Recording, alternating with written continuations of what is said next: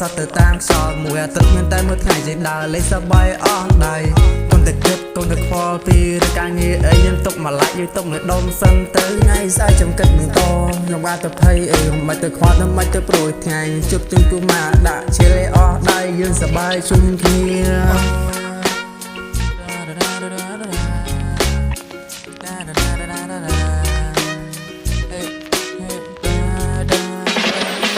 សំពីច្រើនទូគិតទៅណាទៅនៅថ្ងៃនេះថ្ងៃអាទិត្យក៏ចង់ដើរលេងស្ដាប់ភ្លេងចងក្រុមចំណងដូចវេហាដើម្បីអារម្មណ៍ចង់ដើរលេងទើបបានធូរជុំមិត្តចាស់ធ្លាប់គៀកាលលើបាត់ហើយគ្នានឹកណាស់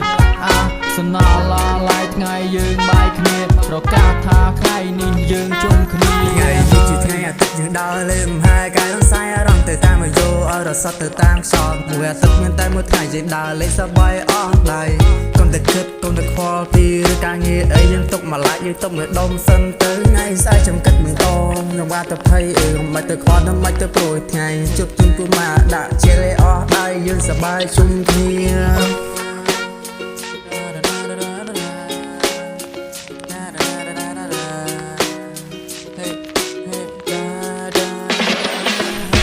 ច្រើនទូគិតទៅណាទៅនៅថ្ងៃនេះថ្ងៃអាទិត្យក៏ចង់ដើរលេងស្ដាប់ភ្លេងចងក្រុមចំណងដូចវេហាដើម្បីអារម្មណ៍ចង់ដើរលេងទើបបានធូរជុំមិត្តចាស់ធ្លាប់គៀកាលលើបាត់ហើយគ្នានឹកណាស់សំណល់ឡាយថ្ងៃយើងបាយគ្នាប្រកាសថាថ្ងៃនេះយើង